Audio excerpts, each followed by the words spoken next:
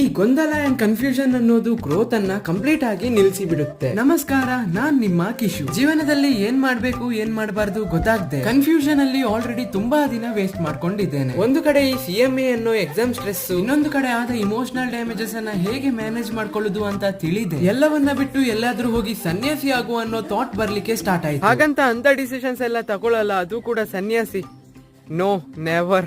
ಆದ್ರೆ because of imbalanced mind ಸುಮಾರು ವಿಷಯಗಳನ್ನ ಟ್ರೈ ಮಾಡಿ ಸೋತಿದ್ದೇನೆ. ಇಲ್ಲಿ ತನಕ ತುಂಬಾನೇ ಎಕ್ಸ್ಪೆರಿಮೆಂಟ್ಸ್ ಮಾಡಿದ್ದೇನೆ, ಬಟ್ ಈ ಜರ್ನಿಯಲ್ಲಿ ನನ್ನ EQ ಇಂಪ್ರೂವ್ ಆಗಿದೆ. ಹಾಗೆ ನಾನು ತುಂಬಾ ವಿಷಯಗಳನ್ನ ಕಲ್ತಿದ್ದೇನೆ. ಇನ್ಮೇಲೂ ಮನಸ್ಸು ಮರಕೋತಿ ಆದ್ರೆ ಆಗಲ್ಲ, ಏನಾದ್ರೂ ಕ್ರೇಜಿ ಆಗಿ ಮಾಡ್ಬೇಕು. ಇನ್ಮೇಲೆ ನಮ್ಮ ಈ ಎಜುಕೇಶನ್ ಸಿಸ್ಟಮ್ ನಮ್ಗೆ ಏನೆಲ್ಲ ಕಲಿಸ್ಲಿಲ್ಲ ಅಂದ್ರೆ ಫೈನಾನ್ಸ್, ಬಿಸ್ನೆಸ್, ಸ್ಟಾರ್ಟ್ಅಪ್, ಮನಿ ಮ್ಯಾನೇಜ್ಮೆಂಟ್, ಇದರ ಬಗ್ಗೆ ರಿಸರ್ಚ್ಡ್ ನಾಲೆಜ್ ಅನ್ನ, ಇನ್ಫಾರ್ಮೇಶನ್ ಅನ್ನ ನಾನು ನಿಮ್ಗೆ ಕೊಡ್ತೇನೆ.